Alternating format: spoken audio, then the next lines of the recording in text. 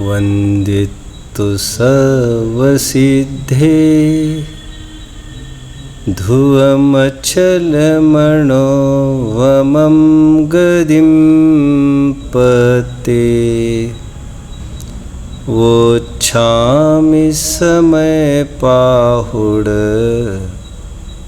मीनमोसुद केवली भणिदम् नमः समयसाराय स्वानुभूत्या चकासते चित्स्वभावाय भावाय सर्वभावान्तरच्छिदे अनन्तधर्मणस्तत्त्वं पश्यन्ति प्रत्यगात्मनः अनेकान्तमयी मूर्तिर्नित्यमेव प्रकाश्यताम्। आए थे हरि भजन को और ओटन लगे कपास। बड़े थे किस लक्ष्य की प्राप्ति के लिए और बीच में ही कहा गुमराह हो गए। ख्वाब संजोए थे अनाकुल होने के, सुखी होने के, और कहा तो जरा सी अनुकूलता में सिमट कर रह गए। फिर से कहा तो प्रतिज्ञाएं थी अनाकुल होने की, और कहा तो जरा सी अनुकूलताओं में सिमट कर भर रह गए। और इसका विचारण, पुनर्विचारण, इंट्रोस्पेक्शन, आत्मनिरीक्षण, सेल्फ एग्जामिनेशन हमको ही करना है। आचार ग्रंथों में, अनगार संहिता के ग्रंथों में मुनियों को एक बहुत अच्छी चेतावनी दी गई है। कहते हैं, हे मुने, जब जब भी तुम स्वयं को शिथिल पाओ तब तब उस दिन की याद करो जिस दिन तुमने दीक्षा ली थी। हे मुने, जब जब तुमको घर गृहस्थी का मोह सताने लग जाए, जरा सी अनुकूलताओं का प्रलोभन होने लग जाए, तो जरा उस दिन का विचार कर लेना जब कितने प्रलोभन तुम्हारे चरणों में आकर नतमस्तक होकर लौट रहे थे और फिर भी तुम सबको लथाड़ के, ठोकर मार के, सड़े तिनके समान पीछे भी पलट कर नहीं देखा था। कहाँ गए वे दिन? वे तुम ही तो थे, और आज क्या हो गया? ये मुनियों को साफ साफ चेतावनी दी गई है। हमें भी निरंतर पीछे पलट कर सिंहावलोकन करना चाहिए कि क्या वे दिन थे जब हमने नया नया मार्ग पर पहला पहला कदम रखा था और हमने क्या ख्वाब देखे थे अनाकुल होने के, और आज कहाँ सिमट कर रह गए कुछ अनुकूलताओं में। जो लोग ऐसा मानते हैं कि धर्म तो करना ही है हमें, लेकिन बस और थोड़ी सी अनुकूलताएं हो जाए, बस ये थोड़ा सा घर ठीक हो जाए सोच रहे हैं, बस 2 के 4 हो जाए ये सोच रहे हैं, बस ये थोड़ी सी बीमारी ठीक हो जाए ये सोच रहे हैं, प्रतिकूलताएं थोड़ी सी घट जाए, अनुकूलताएं थोड़ी सी हो जाए तो धर्म ही करना है, ऐसी जिनकी सोच है, अब विश्वास करना वे लोग धर्म को सशर्त करना चाहते हैं। उसको सिंपल लेन लैंग्वेज में कहेंगे कि धर्म के साथ सौदा करना चाहते हैं। और धर्म अनकंडीशनल होता है।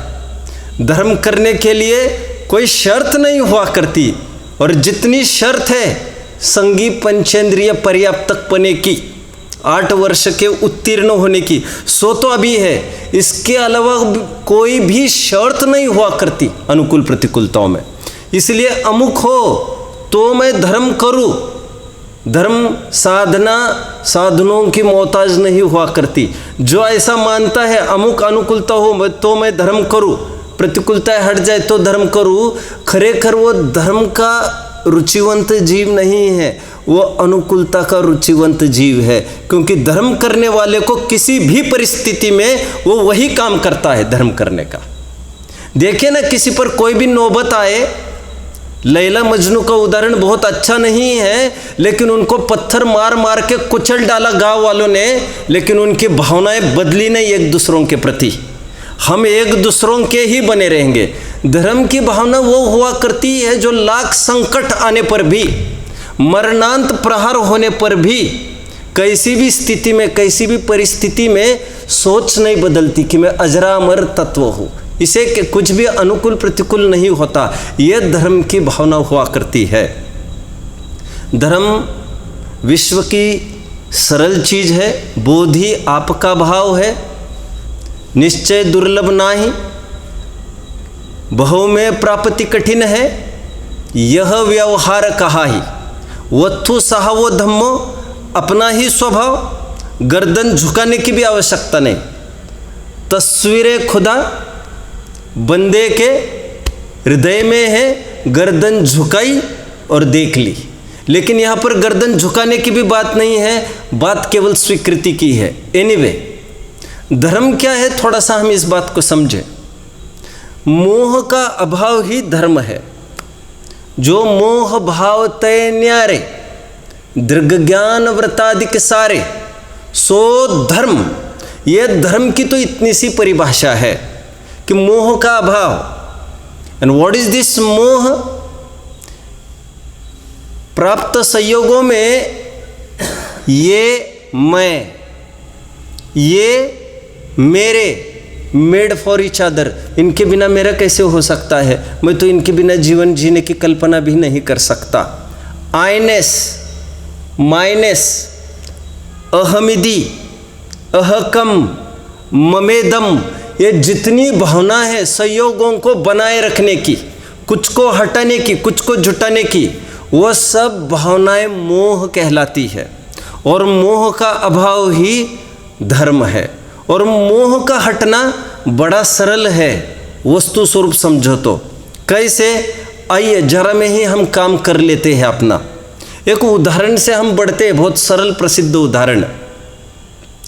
घर में 90 साल के वयोवृद्ध बाबा है घर में, बुजुर्गों को बाबा कहते हैं। बाबा जी है घर में 90 साल के, और कोई 50 साल का युवा है। दोनों में से कौन मरे तो हमको विशेष आकुलता नहीं होगी? क्या कहना है भाई साहब आपका? 90 साल का। बहुत अच्छा उत्तर है आपका, और सही भी है उत्तर आपका। फिर मेरा प्रश्न है, 90 साल के बाबा, वे भी तो हमारे बाबा थे। 50 साल के व्यक्ति, वे भी तो हमारे पिता पति है। दोनों हमारे कुछ न कुछ लगते हैं। भला एक के जाने में हमको कुछ भी दुख क्यों नहीं हो रहा है? कुछ भी मतलब निग्लिजिबल, कैन बी इग्नोर्ड। ऐसा क्यों? परिस्थिति ऐसी क्यों है? दोनों के जाने में इतनी तफावत क्यों? हम थोड़ा सा एक्सकेवेशन कर रहे हैं, डिगिंग कर रहे हैं, थोड़ी सर्च कर रहे हैं हम। यह मोह क्या चीज़ है जिसका अभाव होकर हमें धर्म की प्राप्ति हो? आपका क्या हेतु है इसमें? आप क्या सोचते हैं? 90 साल के बाबा चले गए, हमको विशेष दुख नहीं है। 50 साल का कोई चला जाए, विशेष दुख होता है। इसका कारण आप क्या कहेंगे? चलिए आपकी तरफ से मैं बोलता हूँ। शायद आप ये उत्तर में देने की फिराक में होंगे कि एक उपयोगी तत्व है और एक अनुपयोगी तत्व है। ऐसा यदि आपका उत्तर होगा तो आपका उत्तर साफ गलत है, साफ गलत है। कुत्ते कोई उपयोगी नहीं हुआ करते, बहुत उनकी टट्टी पेशाब साफ करते करते परेशानी होती है, लोग फिर भी पालते हैं उनको। एनीवे, अपन एक सर्च की तरफ बढ़ रहे हैं अभी। बाबा का अनुपयोगी होना ही हेतु नहीं है, कारण नहीं है उनके जाने पर भी हमें दुख न होने का। क्यों? परीक्षा करते हैं ना। आइए, एक बच्चा है घर में, मान के चलिए 8 साल का, और 90 साल के बाबा है। अभी थोड़ी सी मैं परीक्षा को चुस्त करता हूँ। अभी आपको आपका हेतु हटाना पड़ेगा उपयोगी अनुपयोगी का। मान के चलिए दोनों में कौन जाए तो हमें ज़्यादा दुख होगा? प्रश्न मैंने बदल दिया है। क्या ख्याल है आपका? फिर भी आपका यही उत्तर है कि 90 साल का आदमी जाए तो ज़्यादा दुख है। इसमें हेतु क्या देंगे अभी आप? उपयोगी अनुपयोगी का तो दे नहीं सकेंगे। उपयोगी अनुपयोगी का इसलिए नहीं दे सकेंगे हेतु क्योंकि वे 90 साल के जो बाबा हैं वे बैठे बैठे तो काफ़ी कुछ काम कर लेते, कुछ नहीं दरवाजे पर ही खड़े रहे तो बहुत सारी रक्षा कर लेते हैं। वे उनके होने से ही धाक होती है। और इस 8 साल के बच्चे के पीछे कितना दौड़ना पड़ता है, अपने हाथ से सॉक्स तक नहीं पहनता, भोजन कराने में भी पसीना छूटता है घंटों घंटे। बाबा जी का तो ना भोजन कराना पड़ता ना कोई बात है, स्वयं अपनी स्नान भी कर पा रहे, सब कर रहे हैं। इस बच्चे को आज भी सब कुछ कराना पड़ता है। इस बच्चे को एक बात तय हुई, क्या? उपयोगिता अनुपयोगिता ही हेतु नहीं है दुख कम और ज़्यादा होने का अथवा दुख होने न होने का। तो सच्चा हेतु क्या है? थोड़ा ढूंढने का प्रयास करिए आप। अभी मान के चलिए कि युवा है, एक युवा है 50 साल का, उदाहरण तीसरा इसी में 50 साल का युवा तो कैसे होगा 50 साल का? मान के चलिए 40 साल का कोई युवा है, उसको हार्ट अटैक आ गया। और 20 साल का लड़का है, उसको अटैक आ गया। ज़्यादा अकुलता आपको किस में है? वो 40-45 साल वाले को अटैक आना कि 10 साल वाले को अटैक आना? भाई साहब उत्तर दीजिए। अकुलता किस में है विशेष? 10 साल वालों में। क्यों है ऐसा? मैं थोड़ा सा बताता हूँ। देखिए, वे बाबा जी चले गए, वे अनुपयोगिता के कारण हमें कम दुख हुआ, ऐसा नहीं। दुख कम होने का कारण ये है किसी भी के वियोग का, दुख कम होने का कारण इतना ही है कि हमारा माइंड मेकअप होना। The thing is our mind was made properly. हमने अपने माइंड को मेकअप कर लिया था। क्या? कि अभी तो उनको जाना ही है। और जब से बेड रिडन हो गए थे, जब से उनका ऐसी हालत हो गई थी 2-3 साल से, तब से हमने माइंड मेकअप कर लिया था कि अब तो उनको जाना है। क्या हुआ था? हमने माइंड मेकअप कर लिया था कि वो अभी ज़्यादा दिन के मेहमान नहीं है। और मान के चलिए 40 साल के हमारे पति को कैंसर हो जाए और डॉक्टर कह दे कि 1 साल में चले जाएंगे और फिर भी 5 साल बचे रहे और 45 साल में वो चले जाए तो कितना दुख होगा? फिर प्रश्न है, आज क्यों दुख नहीं हुआ 45 साल के जाने पर भी? क्योंकि 5 साल निरंतर माइंड मेकअप होता रहा। What we all need is to makeup our mind. हम डिटैच्ड वस्तु से विलग और विरक्त कैसे हो? हम अपना माइंड ही तो बनाना है कि ये होना अटल है, तो फिर उसके बाद कोई दुख नहीं होता हमारा। हमने 10 साल के बच्चे के बारे में ऐसा माइंड मेकअप नहीं किया था। हमने 40-45 साल के आदमी में, निरोगी आदमी में माइंड मेकअप नहीं किया था। और अचानक कुछ हो जाए बिना माइंड मेकअप के तो एक टेरिबल शॉक दे जाता है वो। 45 साल में हार्ट अटैक होना बहुत स्वाभाविक था, 10 साल में अटैक आना स्वाभाविक नहीं है। इसलिए उनके अटैक को लेकर हमको एकदम आकुलता होती है। बात माइंड मेकअप की, माइंड मेकअप। आपको सुखी होने के लिए, निर्मोहता के लिए मैं एक चाबी दे रहा हूँ, एक कुंजी सौंप रहा हूँ इन गुत्थियों को सुलझने की। जो दुख हम सुबह से लेकर रात तक उठाते हैं, कहो तो हमको रात में नींद तक नहीं आती। बहुत जन अपने मुमुक्ष समाज में, विद्वानों में भी सोने के लिए कुछ गोलियां लेकर सोते हैं, ऐसी मुझे पुख्ता जानकारी है। पुख्ता जो रोजाना स्वाध्याय में आते हैं वे नहीं, जो स्वाध्याय कराते हैं उनको गोली के बिना नींद नहीं आती और वो धड़के तक मार लेते हैं दीवारों को। यहाँ तक हालत ऐसी क्यों? तो समझना जरूरी ये है कि माइंड मेकअप होना जरूरी है आपका। और एक बार माइंड मेकअप हो जाए आपका किसी भी वस्तु संबंधी, जैसे ये वस्तु क्षणिक है, माइंड मेकअप कर लीजिए, तो फिर उस वस्तु का माइंड मेकअप होने के बाद क्षणार्ध में ही अलग होना आपको दुखद नहीं होगा।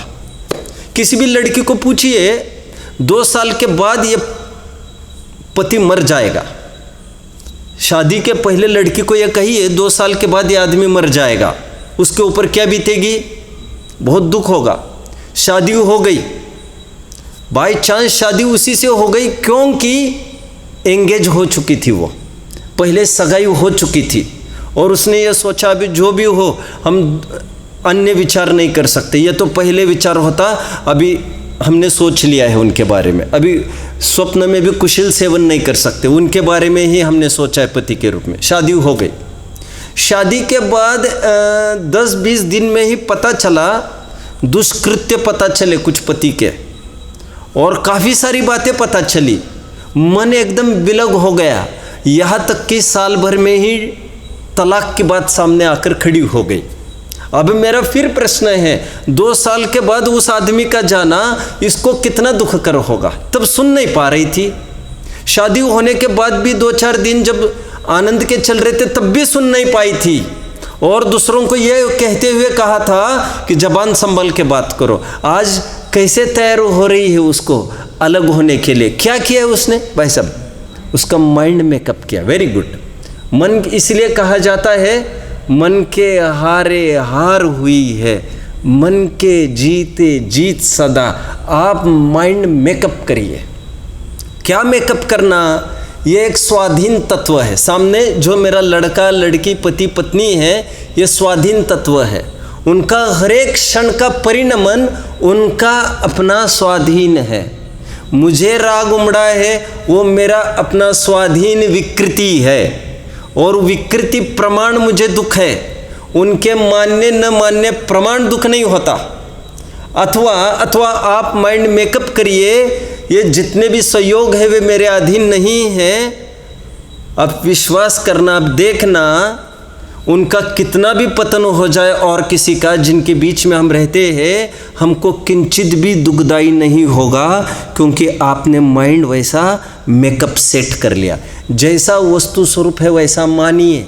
आचार्य देव 3 गाथाओं के द्वारा वो नित्य लक्षण आत्मा का नित्य उपयोगमयी है। ये बहुत सुंदर गाथा ये 3 चल रही है, जिसमें ये कहा गया है कि ये बद्ध और अबद्ध जितने भी प्रकार के संयोग है उनमें यह मैं और ये मेरे, ये कल्पना मिथ्या है और अज्ञान से प्रभावित होकर, अज्ञान से लिप्त होकर ये जीव उनको अपना मानता है, स्वयं को बहुभाव वाला मानता है, ये उसके दुख का कारण है। लेकिन जब 2 द्रव्य न एक नहीं हो सकते तो एक द्रव्य दूसरे द्रव्य का कैसे हो सकता है? इसकी काफ़ी सिद्धि हम कल कर चुके थे। एक सुंदर उदाहरण कल हमारे बीच में आचार्य देव ने रखा था। वो किसका था? एक स्फटिक मणि का था।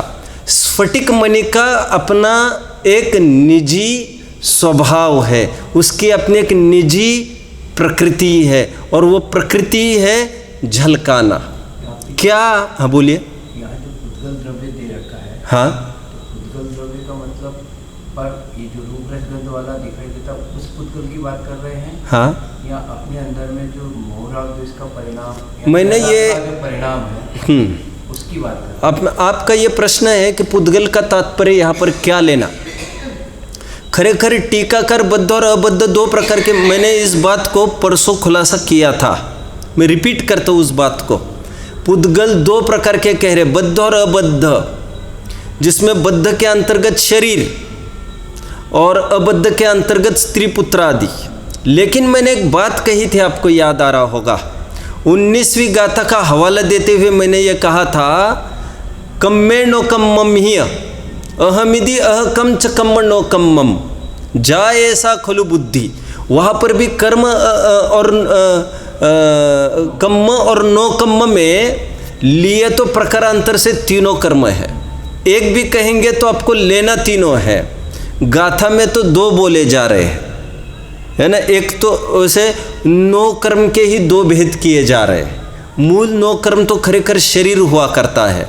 उपचार से बाहर जिनके प्रति राग द्वेष होने के अवसर है उनको भी नो कर्म कहा जाता है। लेकिन लेना आपको द्रव्य कर्म भी है और लेना आपको भाव कर्म भी है। क्योंकि स्फटिक मणि जैसे बहुभाव संयुक्तो, ऐसा जो इनका शब्द है, वो स्वयं को पुरुष मानना, स्वयं को पिता पति आदि मानना, स्वयं को सेठ मानना, स्वयं को एक ऑफिसर मानना, वक्ता श्रोता मानना, बात इस असमान जाति द्रव्य पर्याश्रित ही की बात नहीं है। स्वयं को क्रोध मान माया लोभ वाला मानना ये भी इसमें समाहित होगा, क्योंकि एक शब्द का प्रयोग आया है इनका, क्या कि ऐसा लिखते हैं अस्वभाव भावों के द्वारा। अस्वभाव मतलब जो त्रिकाल स्वभाव नहीं है वे, और संयोग उनका भी संयोग ही है मोह राग द्वेष आदि का, क्योंकि जिनका नवीन संयोग है, जो जुड़ते हैं टूटते हैं, वैसे नहीं जैसे पुद्गल का संयोग वियोग होता है, क्योंकि ये पर्याय उत्पन्न होती है और नष्ट होती है, क्रोध को उत्पन्न होना नष्ट होना, इनका संयोग वियोग इस प्रकार का। और एक शब्द का कल प्रयोग था अत्यंत वेग के द्वारा, बहाव के रूप में लिया था, निकटता से वेग पूर्वक बहते हुए। तो ये जितने भी बहने वाले हैं भाई साहब, ये जितने भी बहने वाली चीज़ें हैं, मतलब आनी जानी चीज़ें हैं, क्षणिक है, और इन सब का संयोग मेरे लिए क्षणिक है, सिवाय जिनके साथ मेरा नित्य तादात्म्य संबंध है, ज्ञान दर्शन आदि, उनके अलावा जितने भी आनी जानी तत्व है उनमें एकत्व प्रीति करना अपराध है। मुसाफिर में प्रेम करोगे तो पछताना तो होगा ही, क्योंकि उनको तो आज यहाँ है कल वहाँ, उनका कोई ठौर ठिकाना थोड़ी होता है। और तुमने प्रीत कैसे जोड़ी मुसाफिर के साथ? एनीवे, यहाँ पर तो तीनों लेना है और अपन चर्चा में देखे लेंगे। स्फटिक मणि का कल उदाहरण देकर ये कहा था, स्फटिक मणि लाल पीला नीला नहीं होता, अमुक बजे अमुक रूप होता है, अमुक बजे अमुक रूप होता है। और परमार्थ से विचारो तो किसी भी रूप कभी भी नहीं होता, किसी भी कितने भी बजे नहीं होता। स्फटिक मणि का भी अपना एक स्वतंत्र स्वभाव है, और वह स्वभाव है प्रकाशित करना, झलकाना। जैसी डाक आए उसको झलकाना, लेकिन वो उस रूप होता नहीं। दर्पण का काम झलकाना, उस रूप होना नहीं है। ठीक उसी प्रकार अनेक भाव रूप अज्ञानी को भासित होता है, और इसके बीच में वो स्फटिक मणि का अथवा दर्पण के स्वभाव को तिरोभूत करता है, अस्त करता है। उसको विवेक ज्योति उसकी खत्म होती है। अस्त होना मतलब प्रकट नहीं होती, वो उसको मिली जुली मान लेता है। नाटक में नीचे से फोकस डाल दिया लाल, वो आदमी कैसा दिख रहा है? लाल। फिर नीला फोकस, आदमी कैसा दिखता है? नीला। लेकिन खरेखर उसके वस्त्र लाल पीले नीले नहीं है, उसके वस्त्र तो सफ़ेद मात्र है। वो बाहर कृत उपाधि उसमें कोई घुस नहीं जाती, दिखता है, होता नहीं है वैसा। ठीक उसी प्रकार अनेक भाव रूप भासित होता है मिथ्या दृष्टि को। कब मैं बच्चा था पहले, अब मैं बड़ा हो गया, अब मैं वृद्ध होऊंगा तो फिर मेरा कैसे होगा। और यहाँ पर यह कहा जा रहा है, जो जीव स्वयं को बालक युवा वृद्ध भी मानता है, वह अपने आत्मा के एक निजी स्वभाव को, एक शाश्वत स्वभाव को तिरोभूत करता है। वह आत्मा का तिरस्कार करता है जो स्वयं को बालक युवा वृद्ध मानता है। वक्ता आदि की तो बात ही क्या करना, एक शाश्वत वस्तु छोड़कर और कुछ भी मानना एक अपराध है। ब्रह्मचारी को जिसने ब्रह्मचर्य का नियम लिया है, उसको शीलवान लड़की के साथ उसको नज़दीकी करना चाहिए कि कुशील लड़की के साथ नज़दीकी करना चाहिए? भाई साहब, किसी के साथ नहीं। बहुत अच्छा, क्योंकि ब्रह्मचारी का स्वभाव ही ये है कि वह असंपृक्त रहे, अनटच्ड रहे, किसी का भी सहयोग नहीं करे। ब्रह्मचारी का स्वभाव ही ये है। और जिनको शादी करनी है, फिर उनके ये ऑप्शन खुलेंगे कि कुशील नहीं सुशील से शादी करो। लेकिन जो स्वभावगत ब्रह्मचारी है, उसको किसी के भी साथ बात करना, सुशीलवान लड़की के साथ बात करना विपरीत आशय से, वो कुशीलवान लड़की के साथ बात करने वत अपराध माना जाएगा। आत्मा ब्रह्मचारी स्वरूपी है, अवेद स्वरूपी है। बात कोई उसी जेंडर की अपेक्षा ही नहीं ले रहा हूँ मैं। ब्रह्मचारी मतलब आत्मा अन्य किसी भी रूप नहीं होता, किसी भी पर्याय रूप। और ऐसा होने पर भी स्वयं को विद्वान, भले ही अच्छी पर्याय में आकड़ करना, हम रोज पूजन करते, रोज भक्ति करते हैं, स्वयं को पर्याय रूप मानना, पर्याय की तरफ से परिचय कराना महा अब्रह्म है।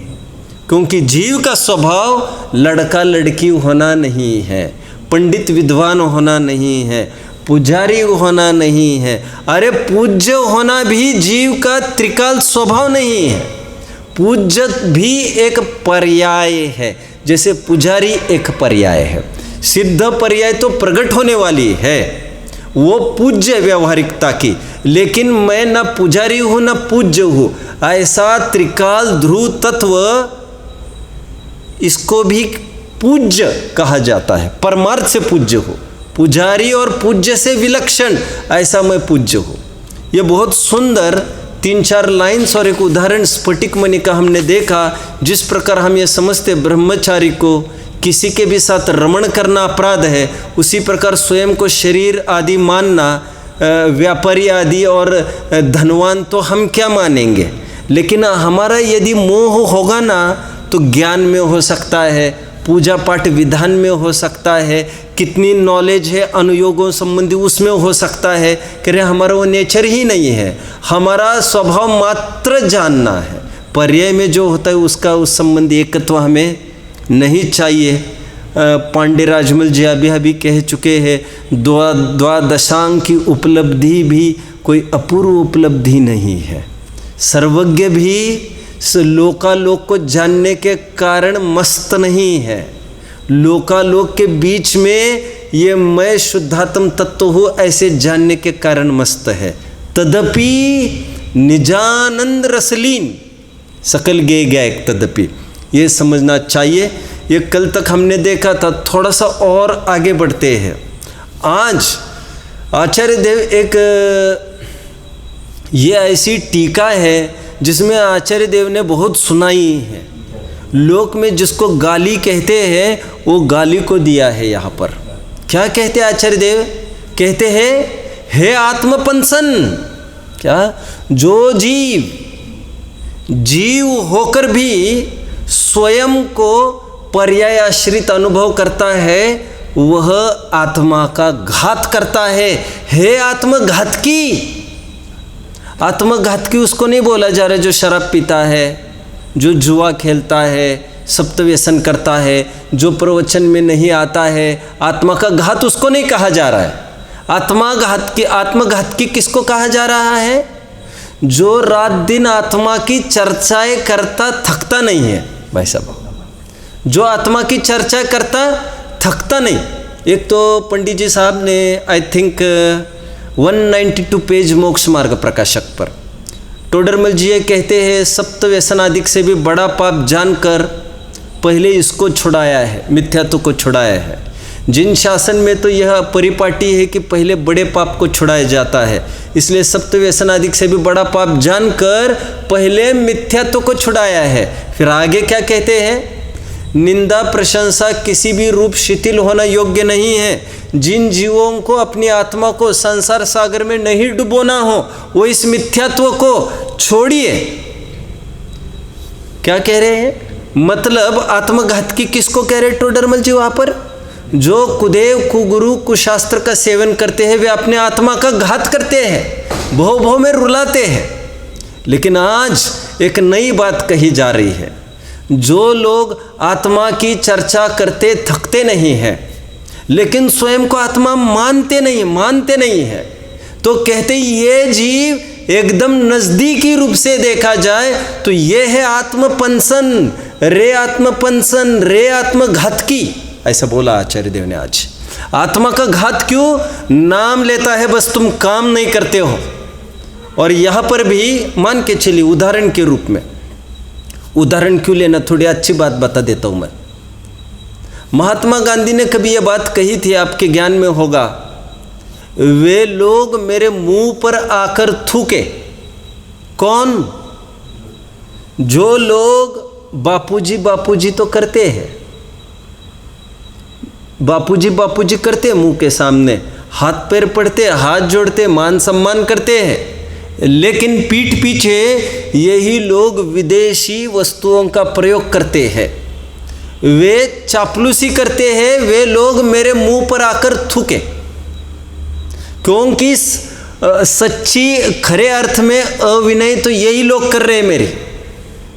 गांधीवाद का अनुसरण करना ये गांधी का सच्चा सम्मान है। हमें हाथ जोड़ पाए तो ठीक, न जोड़ पाए तो ठीक, अब स्वदेशी का प्रयोग करो, क्योंकि गांधी इज नथिंग बट स्वदेशी। स्वदेशी के अवमानना करके अब गांधी जी को हस्तगत करना चाहेंगे, संभव नहीं, संभव नहीं। उदाहरण को समझिए अच्छे से। मैं इसलिए कभी कभी मिजाज में कह देता हूँ, बुरा नहीं मानना। यदि भगवान बोल सकते होते तो भगवान ये बोलते। मैं बोलना नहीं चाहता, अवर्णवाद न हो जाए मेरे से ईश्वर का, लेकिन ये रिस्क लेकर भी कुछ संदेश देना है। यदि भगवान बोल सकते होते तो वे भी कुछ ऐसा कहते, वे जीव dash dash dash dash dash, बोल नहीं पा रहा हूँ मैंने बहुत प्रयास किया था लेकिन बोल नहीं पाया। वे जीव dash dash dash dash dash करे, कौन? जो जैन धर्मी होकर मांस भक्षण आदि करते, वे नहीं। जो प्रक्षाल तो यहाँ रोज करते हैं मेरा आकर, जो जाते समय गुल्लक में भी कुछ 2, 5, 10 रुपए डाल के भी चले जाते हैं रोज के रोज। ये नहीं कहना है नोट बढ़ाओ, ये नहीं कहना है मुझे, वो ऐसा भी सब करते हैं, रोज प्रक्षाल करते हैं, लेकिन वे स्वयं को पामर मानते हैं, मनुष्य मानते हैं। और भगवान की सच्ची शरण लेना स्वयं को अमूर्ति ज्ञानानंदमयी अनादि अनंत मानना है। कहते हैं हमारी इतनी सी आज्ञा नहीं मानी तुमने। हमने ये कहा था कि जीव ना प्रमत्त होता है ना अप्रमत्त होता है। पहली गाथा की टीका में हमने आप में एक सिद्धत्व की स्थापना करी थी और आपने उसको झुटला दिया। हमने आपको सिद्धत्व की स्थापना की, हमने आपको सिद्ध देखा और तुम स्वयं को एक मनुष्य देख रहे हो। हमारे आज्ञा की तुमने अविनय की, सच्चा तिरस्कार, आत्मघात सच्चा तो तुम कर रहे हो। सच्ची मतलब कह, अभी इसमें सच्ची तो क्या है, खरेखर अविनय तो तुम कर रहे हो हमारी, चापलूसी करके यहाँ पर नाम ले लेकर। एक साहित्यिक ने एक बहुत अच्छी बात कही थी एक बार। क्या कहा था? गांधी जी नाथुराम की तो गोलियां झेल पाए, नाथुराम ने छातियों में गोलियां मारी थी, वो तो गांधी जी झेल पाए, लेकिन गांधी जी कदापि वो गोलियां नहीं झेल पा रहे हैं जो नेता लोग देश को खा रहे हैं। और आज के दिन, आज क्या दिन है? 2 अक्टूबर है। और आज ही के दिन आज ही के दिन जाकर, आज के दिन तो नहीं जाते, खैर जाएंगे 30 जनवरी के दिन राम घाट वगैरह पर, और वहाँ पर जाकर राजघाट पर, वहाँ पर जाकर वहाँ पर पुष्पमालाएं बड़ी बड़ी ले जाते हैं और वहाँ पर 2 मिनट वहाँ पर खड़े रहते हैं और ऐसे बापूजी दे ऐसे भाषण करते और देश को बेचते हैं। गांधी जी ये गोलियां नहीं झेल सकते, वे तो झेल सकते हैं नाथुराम की। क्यों? क्योंकि यहाँ पर तो मुंह में राम और बगल में छुरी है। तो यहाँ पर रात दिन जो चर्चाएं करते हैं, ये जो सचिन भैया है ना, सचिन भैया, मैं और जन का नाम नहीं ले सकता। सचिन भैया रोज सुबह से कहते हैं, ये सुबह सुबह उठकर 4:30 बजे मंदिर में रहते हैं, फिर सुनते हैं या ऐसा ऐसा करते हैं और उठते कब है, क्या करते हैं, और निरंतर आत्मा की चर्चा करते हैं। आत्मा के अलावा कोई चर्चा नहीं करते। लेकिन मान के चलिए, उदाहरण के तौर पर मैंने इसलिए मुझे ही खड़ा किया है, मान के चलिए कि आत्मा की चर्चा करते हैं लेकिन यह स्वयं को आत्मा नहीं देखते, तो हमारी नज़र में सबसे बड़ा अपराधी यह सचिन है। क्यों? क्योंकि बातें उसी की करता है और काम नहीं करता है। सबसे बड़ा धोखा इसके द्वारा हो रहा है। तो कहते हैं हमने नाम लेने की बात कब कही थी तुम्हें? तुम अनुभव करना, 5वीं गाथा की बात थी, छल ग्रहण नहीं करना, तुम इसको अनुभव से प्रमाण करना। आज उसको कहा जा रहा है, आचार्य देव कह रहे रे आत्मघात की, आत्मपंसन। किसको आत्मघात की कहा जा रहा है? आत्मा का घात मतलब छुरे भोंकने की बात नहीं है, क्योंकि छुरा नहीं भोंका जा सकता आत्मा को, अमूर्तिक है। आत्मा का घात मतलब जिसको लेकर भव भव में आत्मा तड़पता रहना, और स्वयं को आत्मा नहीं मानोगे, अनंत अनुबंधी बंधती रहेगी, कोड़ा कोड़ी सागरों में बनती रहेगी, घूमते रहो फिरते रहो, घूमते रहो फिरते रहो, फिर निगोद में, फिर यहाँ फिर वहाँ, फिर अनगिनती नरकों में, वो संकल्प विकल्पों में जिया कब तक उलझेगा। क्या है वो लाइन पूरी? कितने भव बीत चुके, आदि आदि बहुत सारा हम चीजें गाते रहते हैं। तो कहते हैं आत्मा का घात तो ये लोग करते हैं, क्योंकि आत्मा का आश्रय करने के बिना ऐसा कोई उपाय नहीं है जिससे संसार में रुलना बंद हो सकता है। कोई उपाय ही नहीं है ऐसा। मोह से आच्छादित होते हुए वे अपार संसार सागर में घूमते फिरते हैं। एक बात। अभी दूसरी और एक बात कह रहे यहाँ पर। आत्मघात के का क्या अर्थ किया मैंने? एक तो संसार में वे रुलते हैं। आत्मघात का एक दूसरा अर्थ भी विचार करना चाहिए। क्या? कि आत्मा प्रकट नहीं होना ही आत्मा का घात है। फिर से क्या कहा मैंने? आत्मा प्रकट नहीं होना, अस्वीकृति ही उसका घात है। अरे पाकर खोया भगवान, कहते ना अपन, भगवान दिखे नहीं मंदिर में तो उसके लिए मंदिर है ही नहीं, उसके लिए भगवान है ही नहीं। पर्दा जब तक नहीं खोलते तब तक भगवान का भगवानपना कैसे सिद्ध होगा? देखिए, और एक गाली का प्रयोग कर रहे आचार्य देव। रे दुरात्मन, क्या कह रहे हैं ये? दुरात्मन किसको कहा जा रहा है? इतनी ताड़नाएं किसको दी जा रही है? अरे भाई साहब, ये कोई सप्त व्यसन करने वाला आदमी नहीं है। महाव्रत पालकर भी उसको कहा जा रहा है रे दुरात्मन। क्यों कहा जा रहा है दुरात्मन? क्योंकि तुम स्वयं को आत्मा नहीं मानते और भ्रम हो गया है तुम्हें कि तुम स्वयं को आत्मा मानते हो। दो शब्दों का प्रयोग कि रे दुरात्मन, आत्मघात करने वाले। अभी आगे और एक उदाहरण आएगा लंबा, उसको देखते हैं, लेकिन पहले मैं एक बिंदु को समझाऊं। आज आचार्यों का मूड देखिए। आज तक इतनी सारी गाथाएं हमने देखी, 25 गाथाएं। कहाँ पर ये भव्य हे भाई ऐसा कहते हैं। यही आचार्य देव ने आज एकदम मूड बदल दिया। अरे कब तक हम प्यार से बात करेंगे? तुम्हें दसों दफ़े बहुत प्रेम से कह चुके हैं। अभी जिस प्रकार से तुम्हारा तिरना हमारे लिए उद्देश्य है, तुम्हारे काम कोरोना की बातें हो गई। अभी तुरंत आगे का कलश एकदम कोरोना में चलने वाला है, लेकिन आज ऐसा कुछ मूड हो गया कि तेरे रे दुरात्मन। लेकिन आचार्यों को क्रोधी नहीं देखना चाहिए। आपको आचार्यों को भी क्षमा का भंडार देखना चाहिए।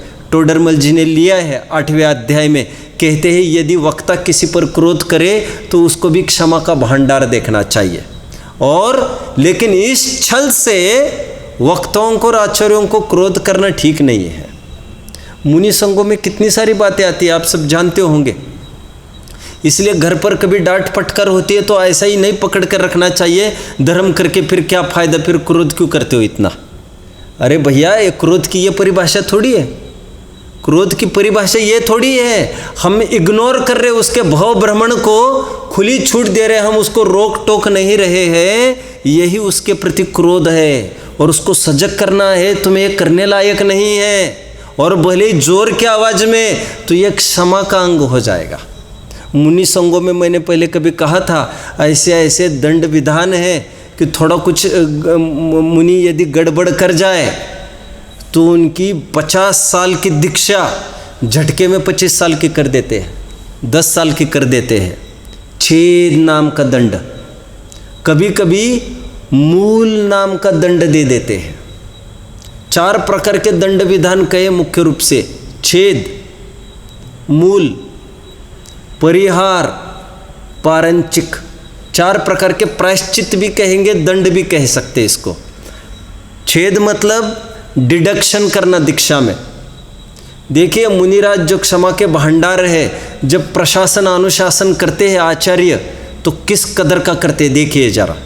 यदि किसी से भूल हो जाए तो उसकी दीक्षा को मिनिमाइज करते, बहुत बड़ी भूल हो जाए तो।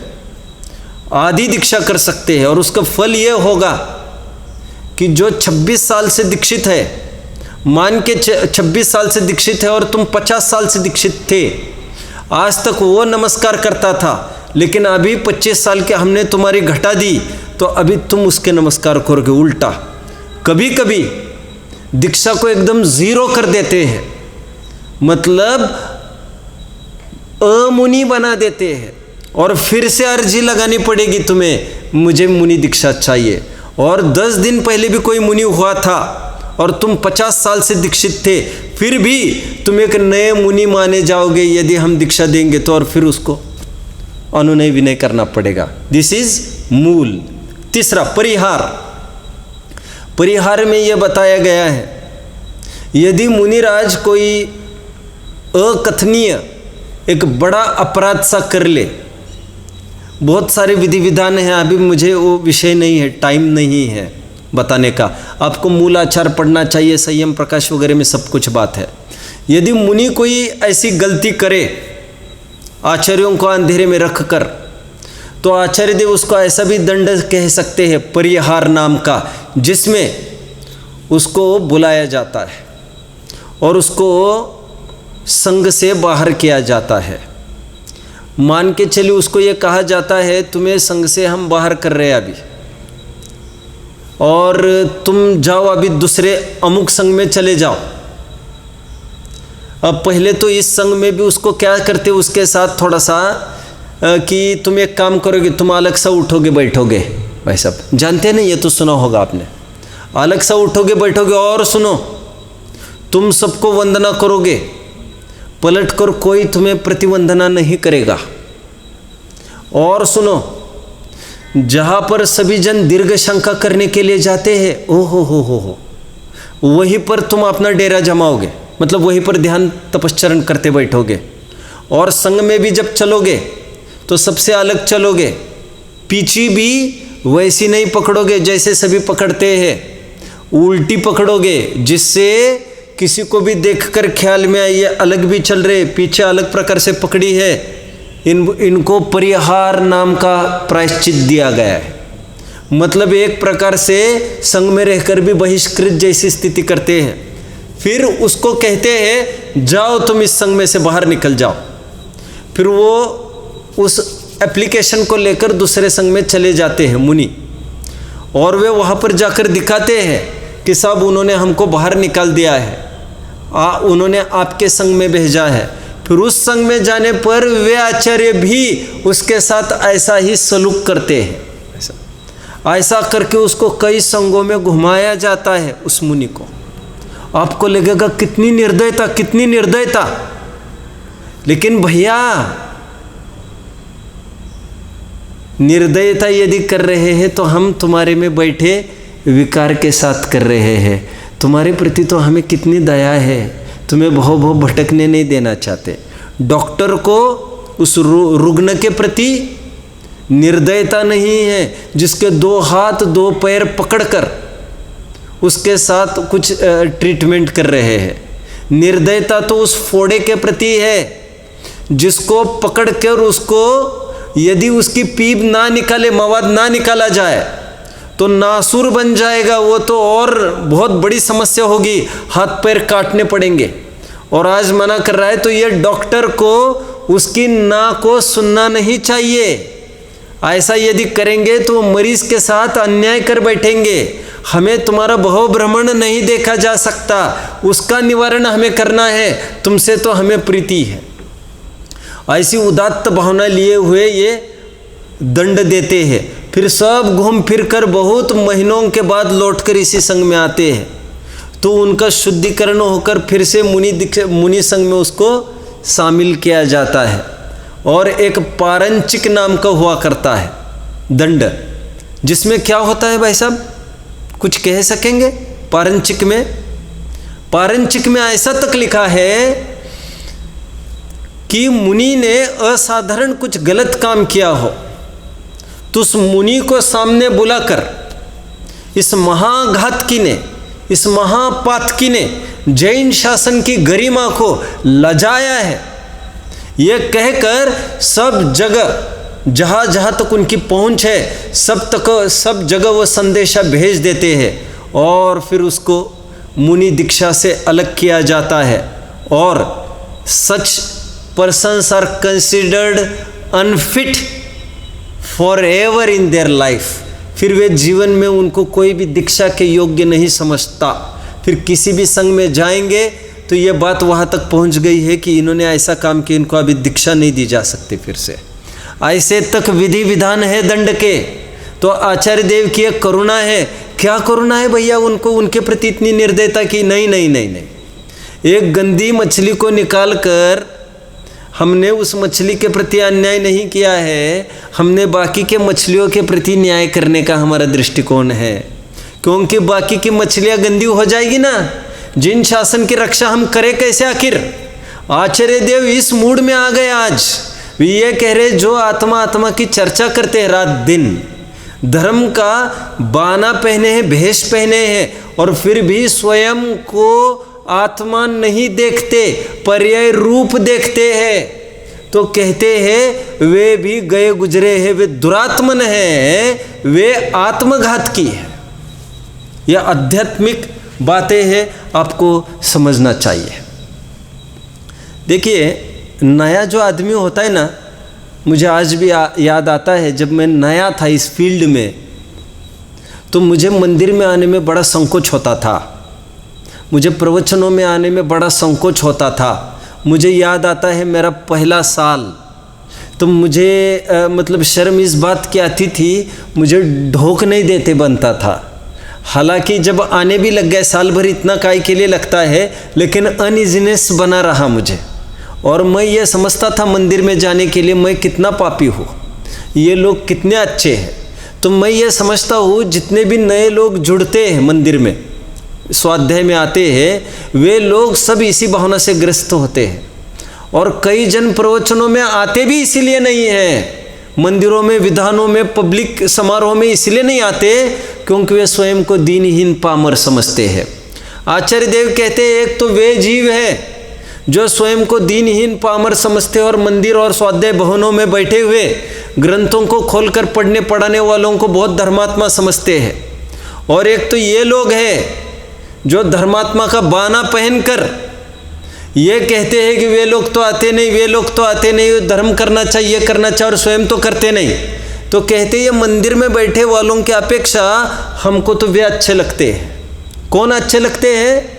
कि उनको कम से कम इसकी टीस है कि हम खराब है, लेकिन तुम यहाँ पर बैठकर रोज सुबह सुबह प्रक्षाल में आकर आम छोड़ा बाजार सकड़ा रोजाना स्वाध्याय करके कुछ थोड़ा बहुत रट लिया तो तुम स्वयं को एक्स्ट्राऑर्डिनरी समझते हो। तुम समझते हो औरों को जय जिनेंद्र पहले करना चाहिए, फिर हम अपनी तरफ से करेंगे। क्यों भैया, तुम में क्या बड़प्पन है? और यहाँ पर ज्ञान का तो कोई बड़प्पन बताया नहीं गया है। कोई गुणस्थान बढ़ गए हो तो बोलिए। विशुद्धि वे दब रहे बेचारे जो कभी मंदिर नहीं आए। भाई साहब आप समझ रहे हैं? तो कहते हैं आत्मघातकी वे नहीं है बाहर के जो स्वयं को अधर्मात्मा समझते हैं। धर्म की बातें करके भी जो अधर्मात्मा है वे आत्मघातकी है। ऐसी यहाँ पर बात चल रही है। रे दुरात्मन, दुरात्मन मतलब खराब आत्मा, खराब आत्मा मतलब भूलेली आत्मा। स्वभाव से तो है तो भगवान वे भी भूलेला भगवान जिसको कहते। दुरात्मन मतलब बहिरात्मा, जिसकी आत्मा पर्याय में सुंदरता को खो बैठी है, कुरूपता आई है, मिथ्या दृष्टि। रे दुरात्मन, आत्मघात करने वाले। आज आचार्य देव ने इन दो शब्दों पर हमने चर्चा की है तसल्ली से। और वो क्यों? जो स्वयं को आत्मा नहीं देखते उनको आचार्य देव का आज का संबोधन विचारणीय है। लोक में हमको कोई गाली दे, गाली भी देने की ज़रूरत नहीं। आपने भाई साहब मैंने आपको कुछ काम कहा और आप दूसरे दिन उसको भूल ही गए तो मेरे तेवर बदल जाते हैं एकदम। मैंने कहा था और आप भूल गए, ठीक है कोई बात नहीं। 2 बार 3 बार 4 बार इतने मात्रा से भी हमको अखरती है वो बात। एनीवे हाँ, और यदि कोई गाली ही दे बैठे तो हम उसको जीवन भर नहीं भूलते। लेकिन आचार्य देव की ये वाणी से क्या आपकी नींद उड़ने वाली है? क्या आप आपका होश इतने बावजूद इसके भी संभाल पाएंगे? आचार्य देव आपको, कुंद कुंद स्वामी, अमृतचंद्र स्वामी आपको दुरात्मन और आत्मघात की कह रहे हैं। कारण एक ही, आप स्वयं को आत्मा नहीं देख पा रहे हैं। और इस यदि उपेक्षा से बचना हो बड़ों की, तो सरल उपाय है स्वयं को हम आत्मा देखें। जैसा मैं अभी अभी कह रहा था, माइंड मेकअप बस करना है आपको। प्रारंभ में कह रहा था माइंड एक बार मेकअप कर दे, फिर भले ही शरीर के बारे में आप माइंड मेकअप कर लीजिए कि ये व्याधियों का ही मंदिर है, इसमें रोग होने का आश्चर्य नहीं है। बोलिए, आज तक रोग न होने का आश्चर्य है। मैं उस दिन बोल रहा था ना, नौ द्वारे को पिंजरा या में सुआ समाय, उड़ने को अचरज नहीं, रहने को अचरज होय। क्या उदाहरण दिया जा रहा है? एक पिंजरा था, पिंजरे का दरवाजा खोल दिया। राजा ने एक दिन कहा दरवाजा खोल दो। एक तरफ कबूतर है, कबूतर को कहा, किसी आदमी को कहा कबूतर को भगाओ यहाँ से। सब कबूतर को भगा दिया। भगाया ही नहीं कि फिर आ गए सभी, भगाया ही नहीं तो फिर आ गए सभी कबूतर। अभी राजा ने एक दिन एक काम किया और कह रहे ये तोता है, आज एक काम करो, ये तोते का भी थोड़ा सा पिंजरा खोल दो। जैसे ही पिंजरा खुला, वो तोता जो निकला, वो तोता लौट कर कभी नहीं आ पाया। और उसको कितने भी प्रलोभन वहाँ पर, जानते, जब तोता उड़ के गया था तो वहाँ पर पिंजरे में काजू भी था, बादाम भी था, किशमिश भी था, सभी प्रकार के मेवा था। कह रहे ये कबूतर कुछ नहीं होने पर भी यहाँ पर आकर बैठते और ये बादाम काजू भी छोड़ के चला गया।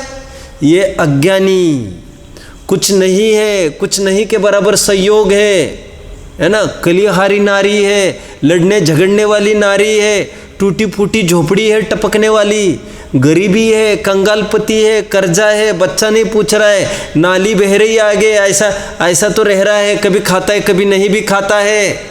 और बावजूद इसके, बोलिए बोलिए, सब इन प्रतिकूलताओं के बावजूद भी वो एकत्व बनाए हैं, मुझे नहीं मरना, मुझे नहीं जाना। और अनुकूलताओं में रहने वाला महलवासी भी एकदम विरक्त रहता है। गेही पे गृह में ना रचे जो, जलते भिन्न कमल जैसा। क्या कहने का तात्पर्य? ये तोता एक बार निकल गया, अभी लौटकर कभी नहीं आएगा। राजन, ज्ञानी जीव ताक में रहते हैं। और ये 9 द्वार का पिंजरा, कितने द्वार है इसके? 9 द्वार, मतलब सभी द्वार खोल दिए जाए और फिर तोता उड़ गया। तो कहते हैं ये तोता उड़ गया तो आश्चर्य क्या है इसमें? आश्चर्य तो ये था कि आज तक कैसे वो बैठा रहा, क्योंकि उसकी प्रकृति है ही नहीं बैठने की। क्या तात्पर्य कहने का? सुआ मतलब तोता, तोता मतलब जीव। 9 द्वार का पिंजरा मतलब 9 द्वार बहे घिनकारी। कहते हैं ये 9 द्वार का पिंजरा या में सुआ समाए। कहते हैं ये जीव अचानक शरीर से निकल जाए तो इसमें आश्चर्य तो कुछ भी नहीं है, कभी भी कुछ भी हो जाता है। यहाँ पर तो एक श्वास में 18वां भाग मात्र, एक सांस भी नहीं जी पाते। ऐसे अनंते अनंते जीव है जिनकी तादाद, और ये तो गिने चुने जीव है जो पर्याप्त तक भी हो पाते हैं, उसकी क्या बात करना। यहाँ पर ये कह रहे हैं कि आज तक रोग नहीं हुआ। आश्चर्य तो ये था, रोग हुआ तो इसमें क्या आश्चर्य है? करना क्या है हमें आज? All we have to do is to makeup the mind. आपको बस माइंड आपका मेकअप करना है। माइंड मेकअप करना मतलब क्या? आपके दिमाग में बिठाना है। दिमाग में बिठाना मतलब क्या? निर्णय प्रतीति करना है आपको इसकी। किस चीज़ की? वस्तु स्वरूप की। वस्तु स्वरूप क्या कहता है? जो मिला है वो चला जाएगा, जो मिला है वो चला जाएगा। जो अपना नहीं है वो अपने साथ बना रहे, ये न्याय भी नहीं है। ये न्याय भी नहीं है। जिसकी वस्तु जिसकी है उसी की बनी रहे, ये न्याय है। और जो हड़पा हड़पी में लगा है उसको दुरात्मन कहा जा रहा है और आत्मघातकी कहा जा रहा है। आत्मा की महिमा लाइए। ओम नमः।